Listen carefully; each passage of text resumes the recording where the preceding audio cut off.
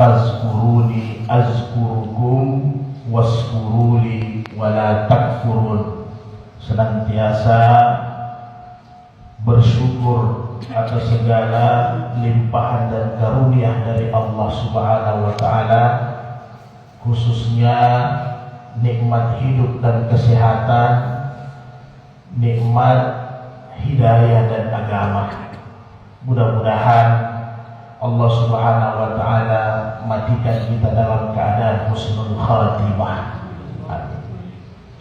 Kemudian saudaraku yang berbahagia, tidak bosan-bosannya juga kita senantiasa mengirimkan salam dan salawat kepada baginda Sayyidina Rasulullah sallallahu alaihi wasallam.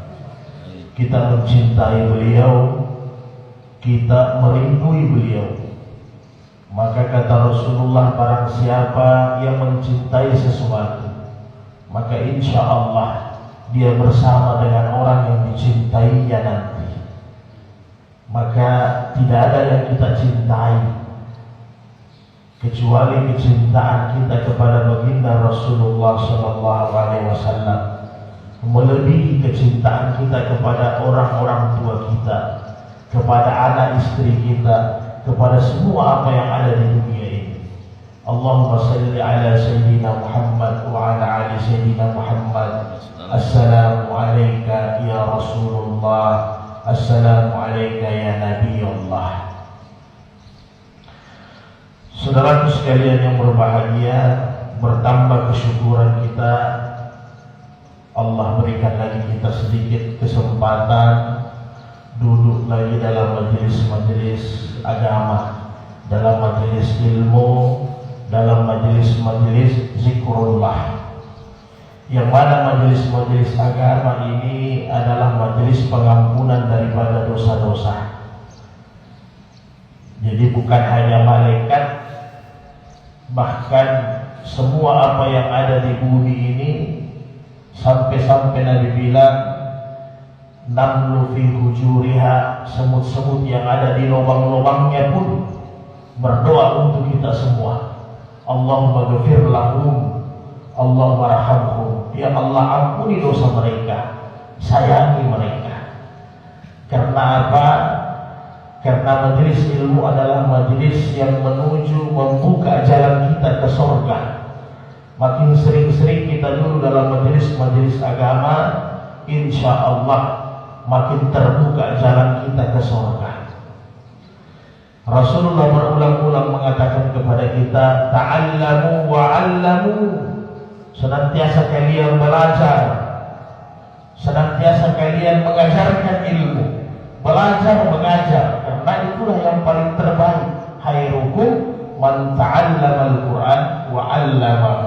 Yang terbaik di antara kalian yang mau belajar agama, mau belajar ilmu, kemudian mengajarkannya kepada orang lain, menyampaikannya kepada orang lain.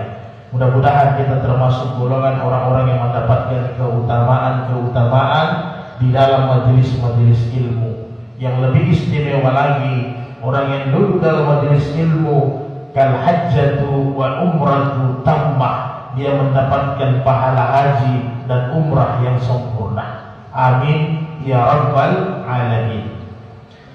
Saudaraku yang berbahagia, pada pertemuan kita 2 pekan yang lalu kita sudah selesaikan tentang rukun fi'liyah daripada salat. Kewajiban gerakan-gerakan salat yang wajib. Apabila salah satunya hilang, maka pasti salat kita batal. Dan itu kita sudah selesaikan, baik rukun qauliyah maupun rukun fi'liyahnya. Bagaimana ruku yang benar, sujud yang benar, duduk di antara 2 sujud, tumanina sampai kepada salam. Mudah-mudahan ada terngiang-ngiang, tersimpan, karena ini hadis-hadis Nabi, ilmu agama ini kalau kita amalkan enak dia. Jadi ketika kita ruku, kita ingat hadis Nabi. Ketika kita sujud, tasyahud, kita ingat hadis Nabi. Jadi mudah, seolah-olah kita membersamai Rasulullah sallallahu alaihi wasallam. Sehingga sehingga para ulama kita mengatakan di akhir zaman ini kita tidak ketemu dengan Nabi, tapi apabila kita mengamalkan sunnah Nabi, maka seolah-olah kita bersama dengan Nabi. Nah, jadi mudah-mudahan pada kesempatan kali ini kita pindah lagi dari bab itu. Yang 4 pekan lalu kita sudah sempat bahas masalah hukum parfum, baik alkohol maupun non alkohol dan sebagainya. Bagaimana parfum Nabi, bagaimana Nabi memakai minyak wangi meminyaki badan Nabi, bagaimana harumnya Nabi. Jadi pada malam hari ini, subuh hari ini, kita bahas lagi mengenai hukum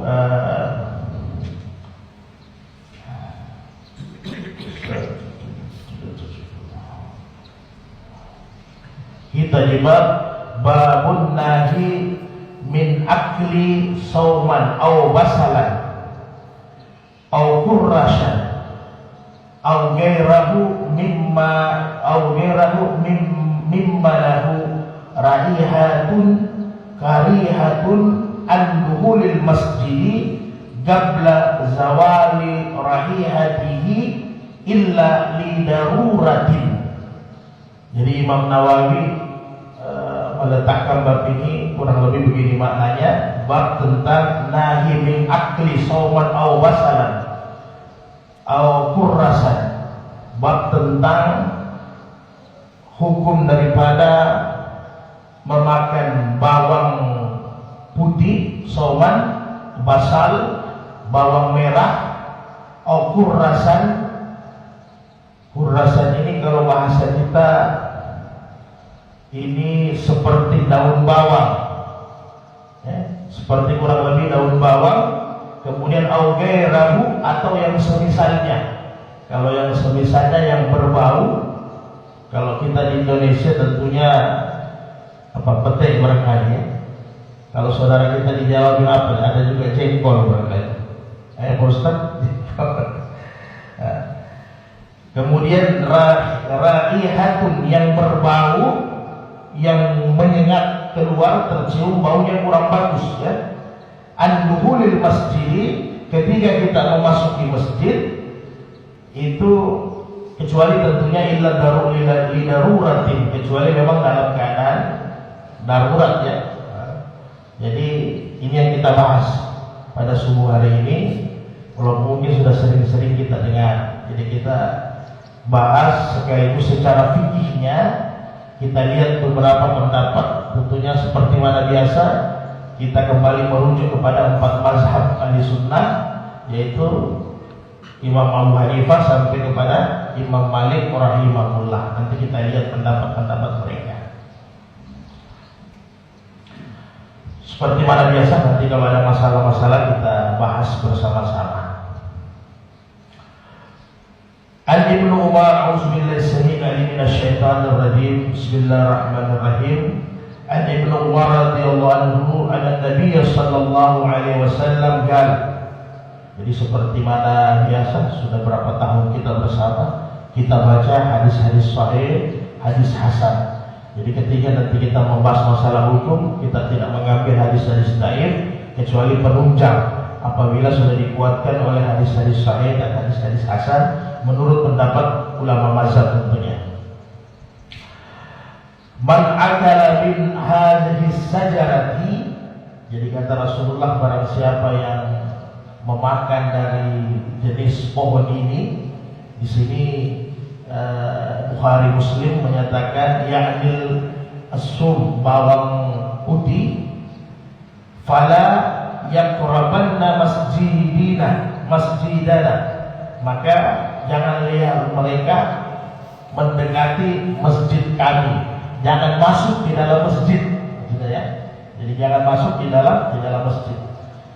Kemudian memang kalau jenis bawang kita mungkin masih standar bawang. Kalau bawang-bawang saudara-saudara kita di Timur Tengah memang agak beda bawangnya, besar-besar. Kemudian kita saja, apalagi di daerah-daerah Sri Lanka, India, Bangladesh, Afghanistan, itu bawang mereka memang besar-besar. Dan memang kalau kita cicipi, sedangkan sudah dimasak, karena kita tidak terlalu selera kalau tidak biasa. Memang baunya luar biasa. An Anas, dalam hadis yang lain, An Anas qala Nabi sallallahu alaihi wasallam, man akala fi hadhihi sajarati fala yaqrabanna wala yusallina ma'ana. Muttafaqun alaih, Bukhari Muslim. Jadi hampir sama kata Nabi, barang siapa yang makan daripada ada dia ada ketambahan basal, ketambahannya bawang merah juga.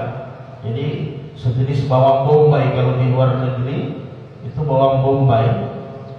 Jadi siapa yang makan bawang putih dan bawang merah, maka hendaknya jangan dulu sembahyang bersama kami, ya. Jangan dulu salat bersama kami. Dijelaskan sama ulama mazhab, maksudnya adalah apabila habis makan bawang ini, menurut Imam Malik, Imam Syafi'i, maka jangan masuk masjid, jangan datang salat sebelum dibersihkan baunya. Nanti kita lihat luar biasanya ini Islam. Bukan hanya di luar salat kita jangan mengganggu manusia, jangan menyakiti, jangan menzalimi manusia. Bahkan sebenarnya tujuannya jangan kita masuk karena masih berbau. Tujuannya sebenarnya, tujuan utamanya supaya tidak mengganggu saudaramu. Dengan baunya itu tidak mengganggu saudaramu. Jadi kata Imam Malik, jangan masuk dulu. Sehingga di mazhab Imam Malik itu jelas-jelas, kalau di mazhab Imam Malik, bahwa hukum makan bawang putih bawang merah kalau masuk di masjid, kalau di mazhab Imam Malik ya, itu diharamkan. Jadi kata Imam Malik, saya haramkan itu bukan zatnya, bukan zatnya yang haram, tetapi baunya yang mengganggu orang. Kalau di mazhab Imam Syafi'i itu hukumnya makruh tanzi. Jadi makruh, berhati-hati kita. Jadi tetap di mazhab Imam Syafi'i yang semua hampir mayoritas kita pakai di Indonesia. Jadi jangan masuk masjid sebelum bersihkan mulut. Yang lalu sudah kita bahas, salah satu yang membatalkan salat adalah makan minum. Bahkan minum tentunya bukan makan aktif seperti biasa, tetapi bahkan ada satu butir nasi yang tertinggal sementara kita baca Al-Fatihah, sisa butir nasi atau sisa sayur kelor kita telah masuk ke dalam, batal sembahyang kita. Kan begitu, lalu kita sudah bahas. Itu batal. Otomatis batal karena itu makan minum memasukkan sesuatu ke dalam tenggorokan. Jadi bukan volumenya, bukan banyaknya, tetapi memasukkan makanan. Kemudian di hadis yang lain masih Bukhari Muslim, An Jabir radhiyallahu anhu kala Nabi sallallahu alaihi wasallam, man akala sauman aw basalan falyatazilna aw falyatazila masjidana. Masjidana. Jadi kata Nabi, kalau habis makan bawang yang berbau, hendaknya tahan dulu ke masjid. Jadi kalau kita rasa sadar habis makan bawang merah, bawang putih, sebentar ada penjelasannya, bawang yang bagaimana. Jadi tahan dulu ke masjid, jangan dulu masuk masjid, bersihkan dulu supaya baunya hilang. Wa fi riwayatin Muslim, di Sahih Muslim, Imam Muslim menambahkan, man akala basal al-sun, barang siapa yang makan bawang, wal qurrasu, atau sejenis sayur-sayur yang berbau termasuk daun bawang, fala yakramanna masjidana fa innal malaikata tata'azza mimma yata'azza minhu bi naumin bi banu adam. Jadi kata Rasulullah, kalau kalian habis makan sayur-sayur yang berbau termasuk bawang, termasuk apa ya, durian ya Pak ya. Kalau di mazhab Syafi'iyah itu masuk durian yang berbau, jangan dulu ke masjid sebelum kau bersihkan. Kenapa? Fa innal malaikata tata'azza, malaikat juga terganggu seperti mana manusia terganggu bau, ternyata malaikat juga terganggu. Lalu sudah kita bahas tentang parfum. Salah satu maksud kita pakai parfum biar nanti kita malaikat lebih sama-sama kita lagi kan, karena malaikat suka yang harum-harum. Sebaliknya kata Nabi, malaikat juga terganggu karena ada sahabat bersama kita, ini malaikat. Ada sahabat bersama kita, malaikat. Maka tahan dulu, bersihkan dulu baunya.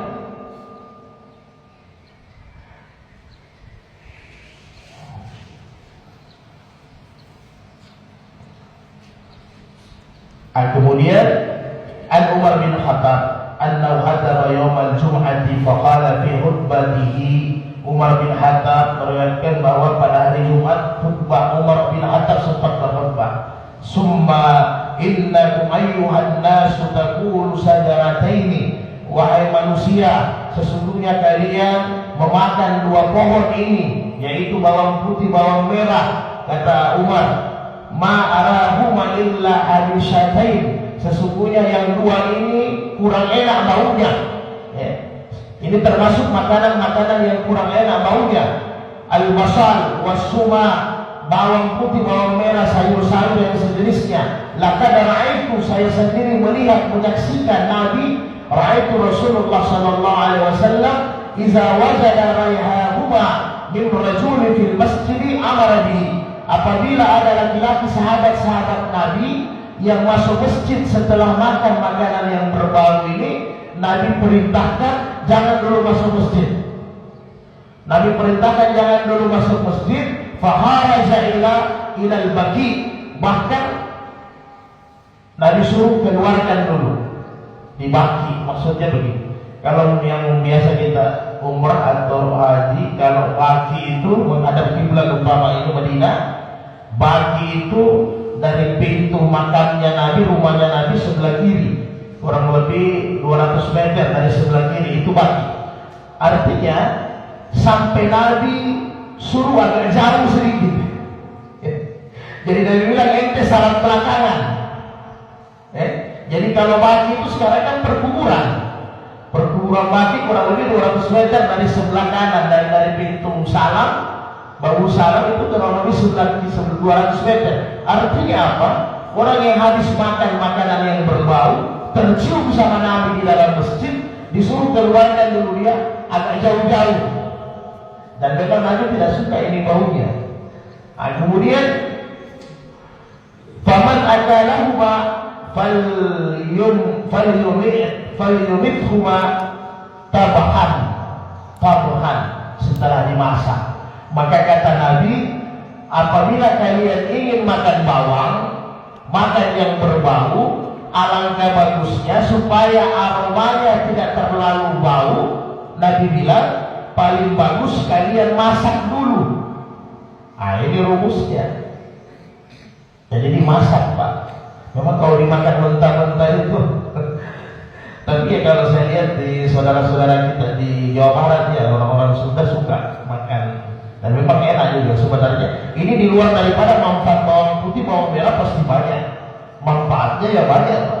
Termasuk hilangkan darah tinggi dan sebagainya. Di luar daripada manfaatnya, mungkin secara jasmani, secara kesehatan, tetapi baunya itu yang kita jaga. Jadi baunya yang diantisipasi, jangan tercium mengganggu saudara-saudara kita yang pada di dalam masjid yang sementara ibadah. Jadi Nabi kasih solusi paling bagus kalau memang mau makan bawang dengan yang berbau, maka dimasak dulu supaya baunya lebih kurang. Jadi boleh dimasak dulu. Karena ini juga kalau orang kita yang makan petai saja ya. Saya dulu tidak makan petai, tapi mulai belajar dengan teman-teman Jawa, alhamdulillah. Jadi sudah bisa makan petai sedikit. Hanya memang ternyata itu petai saja, Pak. Kalau habis kita makan, malam kita makan, tunggu subuh. Pasti bau kencingnya itu luar biasa kalau tidak disiram dengan bagus. Jadi bayangkan, jangan di masjid, di WC saja itu bau sudah luar biasa. Begitu juga habis makan durian. Kalau kebanyakan kita makan durian, itu kan biasa kita sendawa. Apa sendawa yang bahasa Indonesia juga? Jadi keluar itu kalau dalam mobil saja itu bisa muntah semua yang lain. Kalau orang memang tidak biasa cium baunya. Nah, jadi begitulah kira-kira. Apalagi kalau saudara-saudara kita di Timur Tengah itu biasa dimakan mentah-mentah juga. Udah bawangnya bukan seperti bawang kita, bawang-bawang bombay itu memang geli lah kalau kita tidak biasa, dan memang hawanya Nabi tidak suka. Jadi sehingga pernah sahabat sudah berkata, hurramats, bawang sudah haram, makanan yang berbau sudah haram. Sempat gara-gara Nabi suruh keluar dulu orang bersihkan mulutnya supaya tidak berbau, ada sahabat berpikir hurramats berarti sudah haram nih, bawang putih, bawang merah yang sejenisnya ini sudah haram. Maka kata Rasulullah, ayuhan nas, wahai sahabat-sahabatku, innahu laysa bihi tahrimu, ini tidak haram, ya kan? Kata Nabi, ini tidak haram. Kemudian mahallallahu li, tidak mungkin saya haramkan sesuatu yang dihalalkan oleh Allah, karena bawang ini durian, bawang dan yang berbau semua ini halal, tidak mungkin saya mau haramkan. Kata Nabi, walakinnaha sajaratun aqrabu raihaha, jadi sesungguhnya karena pohon-pohon ini, sayur-sayur ini, makanan-makanan ini baunya saya tidak suka, kata Nabi, terlalu mengganggu, keluar baunya. Sehingga kata Nabi, bagusnya kalian masak dulu, dicampur dengan masakan supaya baunya lebih keluar. Kemudian di hadis yang lain tadi sampaikan bahwa wahai sahabat-sahabatku, fa inna akrahu ma karihata, fa inna akratu ma karihna, sesungguhnya wahai sahabatku, saya tidak mau kecewakan kalian, ya, sehingga saya takut nanti menyakiti hati kalian. Jadi Nabi lebih halus lagi. Jadi saya suruh keluar dulu, bersihkan mulut, bukan haram, tetapi bersihkan dulu baunya, kemudian ini tidak haram. Dan saya juga berkata-kata begini, kata Nabi, bahwa ini makanan kurang enak baunya, saya tidak enak dengan kalian yang memang hobi makan itu. Artinya silahkan, kalau memang hobi silahkan, kata Nabi, tidak ada masalah. Yang penting jangan sampai nanti setelah makan tidak dibersihkan mulutnya. Jadi pernah Nabi, kata riwayat Ayyub al-Ansari dari Sahih Muslim, itu dihadiahkan sama sahabat makanan, setelah itu di atasnya bawangnya mentah-mentah, begitu. Abu Ayyub al-Ansari bilang, Nabi kalau ada kelebihan makanan pasti diopor sama saya, karena dekat bertetangga dengan Nabi. Pasti Nabi bagi dua, setengah untuk saya, setengah untuk Nabi. Itu kebiasaan Nabi kalau ada makanan. Nah, maka satu saat kata Abu Ayyub, datang makanan banyak ke rumah. Jadi menurut Abu Ayyub, ini makanan ini berarti Nabi kasih banyak, Nabi tidak bagi, begitu. Jadi Abu Ayyub cek langsung sama Nabi, ya Nabi ini terlalu banyak. Jadi Nabi sampaikan, wahai Abu Ayyub, silahkan makan saja. Kebetulan, alhamdulillah ala kulli hal, saya tidak terlalu menyukai bawang kalau dalam keadaan mentah. Ya, saya tidak terlalu menyukai bawang kalau dalam keadaan mentah. Begitu kata Nabi. Ini sahabat karena cinta juga sama, dia hobi sebenarnya. Karena dia paksakan dirinya apa yang tidak suka Nabi, dia juga tidak suka. Makanya kata Abu Ayyub, kalau begitu ya Rasul, kalau kau tidak suka dalam keadaan mentah, saya juga tidak suka. Nanti saya kasih sama sahabat yang lain lah. Jadi sebenarnya dia suka, hanya karena memang sahabat itu berkeinginan apa yang Nabi suka dia suka, apa yang Nabi tidak suka dia pasti tidak suka. Seperti di Sama'il Muhammadiyah lalu kita bahas bahwa Nabi salah satu buah kesenangannya adalah lagu, ya. Nah, sahabat bilang sebenarnya saya tidak suka ini lagu, tapi karena Nabi suka, saya jadi suka lagu. Ada juga pernah sahabat di Sayyidina Muhammadiyah semangka. Sebenarnya saya tidak terlalu suka ini semangka berair, tapi karena Nabi suka ini semangka makan, maka saya jadi suka juga makan katanya. Inilah sahabat Nabi itu semua sandarannya kepada Nabi, walaupun nafsunya bertolak belakang, keinginannya bertolak belakang. Jadi kata Nabi, saya suka kalau dimasak. Bahkan hadis sahih Aisyah meriwayatkan makanan Nabi yang terakhir sebelum Nabi meninggal, kata Aisyah, saya masakkan makanan kuah yang tercampur dengan bawang yang sudah saya masak. Jadi bahkan kata Aisyah, Nabi makanan terakhirnya sempat saya campurkan dengan bawang, ya. Jadi Nabi makan, bukan Nabi tidak makan. Hanya Nabi tidak suka kalau dalam keadaan mentah. Itu agak berbau, agak kurang selera Nabi kalau dalam keadaan mentah. Nah, dan masih banyak hadis-hadis pendukung tentang ini. Kesimpulannya saudaraku, bahwa di masa Imam Malik itu makan dalam keadaan mentah. Ini mazhab Imam Malik ya. Jadi di daerah-daerah Mesir, bukan Mesir, Tunisia, Maroko. Kalau Mesir mazhab Imam Syafi'i. Beberapa negara-negara Afrika yang bermazhab Imam Malik itu memang mereka tidak makan bawang dalam keadaan mentah, karena menurut mazhab Imam Malik tidak bisa dimakan dalam keadaan mentah kecuali sudah diolah, dimasak. Karena di mazhab Imam Malik diharamkan masuk masjid kalau habis makanan makan yang berbau, kalau mulut berbau, jadi tidak diperbolehkan. Kemudian ulama mazhab membahas, tentunya bukan hanya makanan, ya, yang dipersoalkan di sini oleh Nabi. Tentunya bukan hanya makanan, tentunya ada beberapa yang lain, termasuk bau mulut, termasuk bau badan. Kan begitu?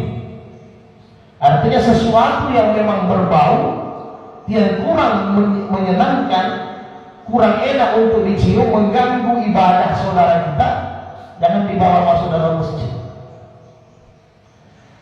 Makanya di mazhab Imam Syafi'i dengan Imam Malik, Imam Abu Hanifah, kewajiban mandi ini sudah paling lama Pak ya.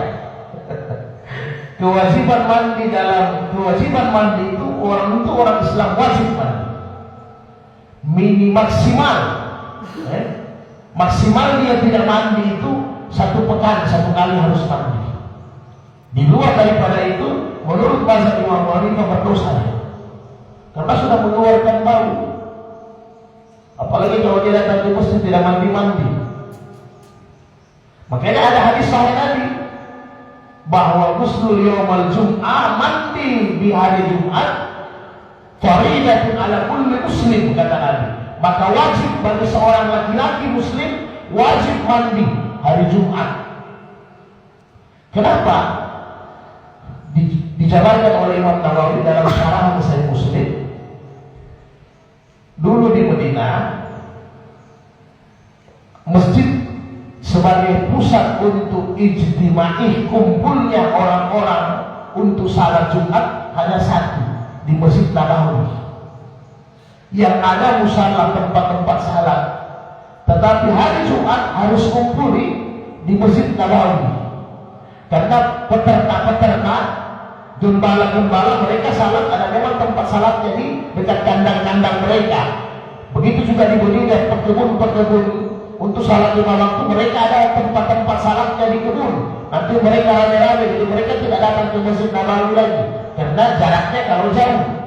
Tetapi hari Jumat, semua pengembala yang di bukit-bukit, semua peternak-peternak, semua pekebun-pekebun itu datang ke Masjid Nabawi untuk kumpul salat Jumat. Karena itu kewajiban, kumpul bersama-sama untuk salat Jumat. Inilah di mazhab Syafi'i, kalau kurang daripada 40 orang tidak boleh dirikan salat Jumat. Kalau di mazhab Syafi'i, lalu sudah kita bahas mungkin. Jadi di mazhab Syafi'i, kalau kurang 40 orang tidak bisa dirikan salat Jumat, dan ini juga syarat untuk membangun masjid. Kalau di mazhab Imam Ahmad itu 12 orang boleh salat Jumat. Sama dalilnya ada juga di surah Al-Jum'ah. Karena ketika orang datang, Nabi sementara di atas mimbar, ada pedagang dari Syam jual barang-barang diskon, kira-kira beli 2 beli 1, begitulah. beli 3 free 4. Semua orang salat Jumat keluar waktu itu karena ada diskon. Dia kata dulu tidak ada ini. Nabi sementara khutbah, memang Bahlul ini orang Sam ini pedagang. Nabi sementara khutbah, dia pukul itu at-tablu. Tablu itu seperti gendang, pukul baru berteriak diskon, beli 2 dapat 2. Kalau itu semua orang di masjid keluar, illa isna asyara, kecuali yang tinggal ada 12 orang. Jadi sehingga waktu itu Nabi tetap khutbah. Itu di surat Al-Jumu'ah. Nudiya ila salatin yawmin wa fasl ila dzikrillah. Kemudian Nabi sementara khutbah dalam tafsir Al-Jumu'ah, maka semua keluar kecuali 12 orang. Sehingga kata Imam Ahmad, kalau memang sahnya salat Jumat itu 40, ya, maka Nabi pasti stop khutbahnya. Karena Jumat sudah tidak ada orang, tinggal 12 orang, tapi Nabi masih lanjut. Jadi walaupun Imam Malik ini, Imam Syafi'i berguru sama Imam Malik, tapi perbedaan pendapat bisa saja. Ya. Yang lalu sudah kita bahas beberapa pendapat beda guru dengan murid, itu lumrah. Nah, kemudian kalau mazhab Abu Hanifah, kalau Jumat Ustaz, yang penting ada khatib, ada imam, ada makmum satu, boleh dirikan salat Jumat. Itu mazhab Imam Abu Hanifah. Jadi kalau 3 orang sudah boleh salat Jumat kalau mazhab Imam Abu Hanifah. Tapi yang kita pakai di Indonesia, mazhab Syafi'i 40 orang, perizinan masjid juga itu. Jadi kalau 40 orang ada tetangga, warga, maka izin dari Kementerian Agama keluar untuk bangun masjid. Kalau tidak sampai, izin musalla saja. Begitu. Jadi di hari Jumat, banyak yang dari kebun, yang dari peternak-peternak, gembala-gembala datang, semua masuk di masjid. Kenapa? Karena mereka berlomba mau dapat saf yang pertama. Kan kata Nabi dalam hadis sahih, siapa yang datang pada saat paling pertama, faka'annama qurraba badan, dia seperti berkorban onta. Kalau dia orang yang kedua, qurrabal bakar, seperti korban sapi. Kalau dia datang orang ketiga, qurrabal kabsan, seperti korban kambing. Kalau dia datang orang yang keempat, sadaqatud dajajah, seperti dia bersedekah ayam. Kalau dia datang kelima, seperti dia bersedekah baydatun, telur. Ini yang diperlombakan sahabat. Sehingga ada yang sudah tidak mandi. Maka Nabi sampaikan, mandi lebih utama di hari Jumat daripada kalian waktu kejar saf pertama. Ya kan? Mandi dulu yang belum mandi, Nabi suruh keluar. Yang belum sempat mandi. Karena jangan sampai tidak mandi hari Jumat, orang rame-rame kok mengganggu orang. Ya. Bayangkan kalau kita dari pasar, ya maaf, dari kantor, dari kebun, langsung masuk di dalam masjid, itu sudah seperti bawa pete juga kan, begitu. Jadi bukan hanya makan petenya, makan bawangnya, tapi ini ada hubungannya juga dengan kebersihan kita, termasuk mulut. Ya maaf, Nabi ketika mau masuk masjid pimpin salat, tiba-tiba ada janda tua, ajus, orang perempuan yang sudah tua, persilahkan Nabi untuk minum susu. Nabi tidak pernah menolak. Jadi Nabi sempat ambil susunya, Nabi minum. Setelah sebelum masuk masjid, Nabi minta air untuk dipakai berkumur-kumur. Ini susu saja. Ya. Nabi sampai berkumur-kumur. Walaupun di mazhab lain selain Syafi'i, ada yang berpendapat kalau habis makan makanan yang dimasak, dia wudhu lagi. Itu Imam Abu Hanifah kalau habis makan kambing gulai, kari, makanan yang sudah dimasak, dia wudhu baru sembahyang. Saking hati-hatinya.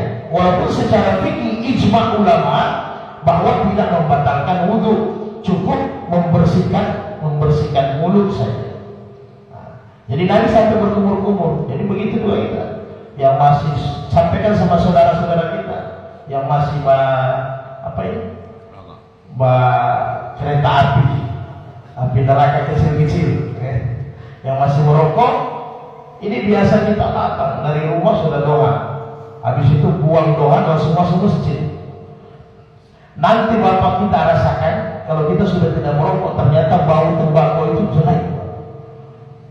Kalau dulu rokoknya masih bagus, asli cengkeh 100%. Sekarang kan sudah dicampur, bahkan jarang sudah pakai cengkeh, rata-rata tembakau. Itu baunya tidak enak. Apalagi orang yang sudah madak, kita angkat takbir, dia juga angkat takbir luar biasa, apalagi sujud. Itu baunya keluar, Pak. Dia tidak rasa, karena bukan dia yang cium dirinya. Jadi Allah, sehingga itulah perintah Nabi, laulan asyukka ala ummati, andai kata tidak memberatkan umatku, la amartahum inda kulli salalis siwak, saya perintahkan kepada mereka untuk setiap mau sembahyang bersihkan gigi.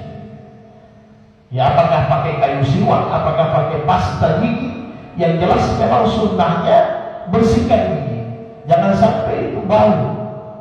Bahkan di masa Imam Abu Hanifah, kalau tidak ada sikat gigi, tidak ada siwak, ketika kita mau wudhu untuk membersihkan ini mulut, maka Imam Abu Hanifah bilang pakai jari kita. Bisa pakai jari tegak, jari telunjuk, atau jari manis. Semua itu di mazhab Hanafi, semua itu bagian mulut digosok. Memang di mazhab Hanafi, wudhu itu harus adab, digosok di mazhab Imam Abu Hanifah, termasuk mulut. Lalu sudah kita bahas tata cara wudhu 4 mazhab. Jadi di mazhab Imam Abu Hanifah harus digosok. Kita kan enak, Imam Syafi'i cukup disapu. Begitu juga mulut. Kita di mazhab Syafi'i, mulut itu cukup dimasukkan air, berkumur-kumur, sudah selesai. Ya. Kalau di mazhab Imam Abu Hanifah tidak.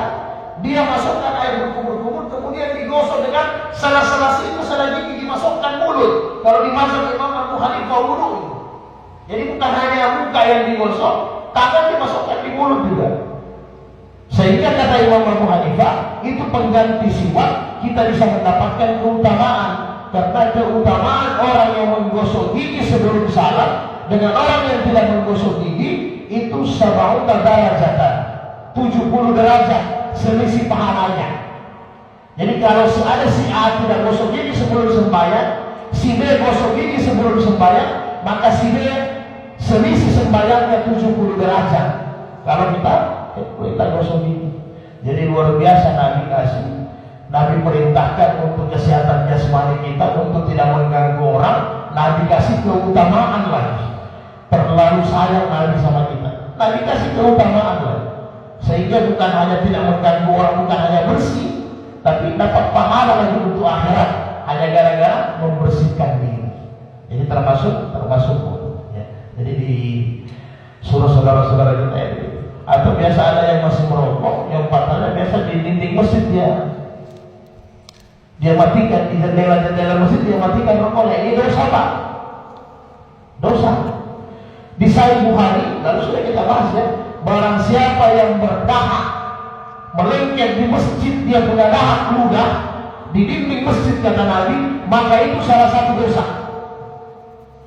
Sehingga kata Ibnu Hajar al-Asqalani, kafarahnya kata Nabi dalam sarahan Sahih Bukhari, kafarahnya adalah membersihkan. Artinya apa? Ketika kita melengketkan ingus atau ada ludah, ada dahak di masjid, selama dia melengket di dinding masjid, berdosa terus kita. Bagaimana cara kafarahnya? Bersihkan kembali. Dia bersih maka itu kafarahnya, bukan dengan istighfar saja. Kita sengajakan ludah di pintu, di jendela masjid, habis itu kita astagfirullahaladzim. Tidak cukup dengan istighfar, harus ada kafarah yang bersihkan. Begini juga sama, dikiaskan di mazhab Syafi'i, termasuk makanan-makanan, puntung rokok yang kita taruh di jendela-jendela masjid, itu dosa kita. Dosa kita. Bahkan ada satu hadis yang hasan, garib, itu antara lemah dengan hasan, hadis bahwa orang yang membawa sampah di dalam masjid, nanti di hari kemudian dia pikul itu sampah, kotoran. Dijelaskan sama ulama, walau habbi, walaupun hanya sebutir pasir. Jadi persoalan di hari kemudian. Jadi Ustaz Tamri beruntung ini, tiap hari banyak kasih keluar pasir. diborong pahala. Nah, dan di hadis hasan bahwa kotoran-kotoran di masjid itu adalah mahar-mahar untuk bidadari nanti di yaumil qiyamah. Subhanallah. Jadi kita yang urus masjid itu luar biasa pahalanya. Banyak bidadarinya di hari kemudian. Jadi kurang lebih intinya sebenarnya bagaimana tidak mengganggu orang. Jadi hebatnya ini Islam bukan hanya kehidupan sosial bermasyarakat, bahkan di dalam masjid pun kita tetap menjaga kenyamanan orang banyak. Jangan buat gaduh, hirup, termasuk dengan bau-bau yang tidak bagus. Yang lalu kita sudah bahas tentang rukun-rukun salat. Bahkan Nabi bilang kalau kamu sujud jangan menyakiti saudaramu, karena ada yang sujud tangannya begini, akhirnya sikunya kena muka saudaranya. Tidak bisa. Nabi bilang jangan sakiti saudara, berikan ruang. Ya, mungkin kalau anda salat sendiri ya silahkan. Begitu juga jangan kelebihan. Angkat takbir sudah kelebihan, Allahu Akbar, sudah mukanya saudara di samping yang dikipas. Begitu juga ruku, sikunya kena lagi mukanya saudaranya. Jadi jangan begitu. Begitu juga kaki, lembut semua lembut. Ya, jangan terlalu juga mau rapat kita kejar kakinya saudara kita, itu juga sudah salah dalam aturan sembahyang. Artinya yang lalu berdirinya simetris, tidak berlebihan. Jadi kita berdiri dalam saf, tak boleh kita punya kaki begini, harus sama dengan punggung, dengan ini. Jadi jangan berlebihan. Karena kita mau kejar rapat, kita jadi begini, rapat kakinya, akhirnya ini terbuka, sama saja. Nah, makanya Imam Syafi'i jelaskan rapatnya saf kaki paling standar. Selain rapat begini, pundak dikejar, maka boleh jarak kaki antara begini, boleh, tidak apa-apa. Yang penting pundaknya jangan jauh. Jadi jangan mau kejar saf, kaki kita kejar. Marah saudara kita di samping, dia injak kaki kita kan, repot lagi berantem. Nah, kira-kira begitu. Masih banyak hadis-hadis ini pendukung tentang bawang dengan makanan-makanan yang berbau, tapi paling tidak ini sudah bisa menjadi referensi bagi kita bahwa hukumnya itu tidak haram, boleh dimakan, tapi bagusnya dalam keadaan dimasak. Silakan, mungkin ada masalah-masalah yang perlu kita bahas. Tafadhal.